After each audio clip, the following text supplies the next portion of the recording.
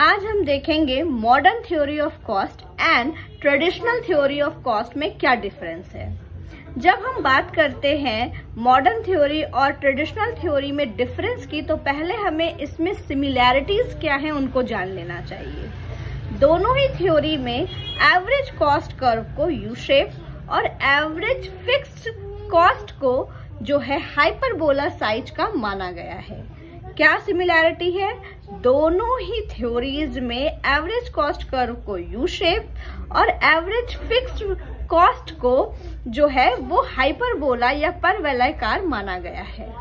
तो डिफरेंस क्या है? डिफरेंस है इसमें एवरेज वेरिएबल कॉस्ट में। जहां ट्रेडिशनल थ्योरी में एवरेज वेरिएबल कॉस्ट को यू शेप माना गया है, वहीं मॉडर्न थ्योरी ऑफ कॉस्ट में जो एवरेज वेरिएबल कॉस्ट है उसको शॉर्टर शेप या ब्रॉडली यू शेप माना गया है।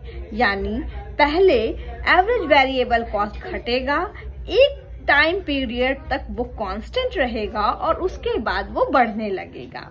ठीक है, ये यू ही है, लेकिन यू बीच में जो है उसका रिजर्व कैपेसिटी के कारण या बिल्ट इन रिजर्व कैपेसिटी के कारण वो जो कॉस्ट है एवरेज वेरिएबल कॉस्ट वो घटने की जगह एक टाइम पीरियड तक कांस्टेंट रहता है।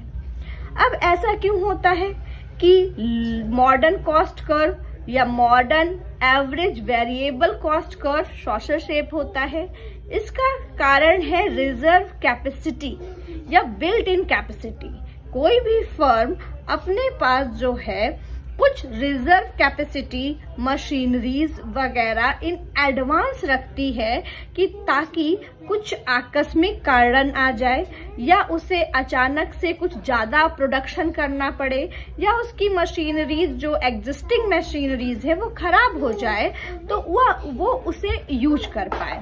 तो अब जब एवरेज वेरिएबल कॉस्ट जो है जैसे जैसे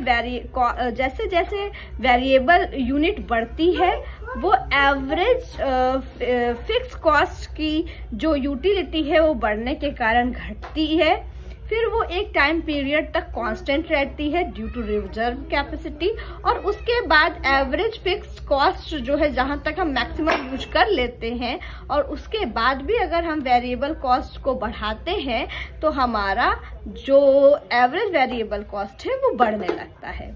तो एक डिफरेंस तो हो गया जहां हम short run average variable cost के डिफरेंस को देखा। अब अगर हम लॉन्ग रन कॉस्ट कर्व की बात करें तो लॉन्ग रन कॉस्ट कर्व जो है ट्रेडिशनल थ्योरी में जहां यू शेप होता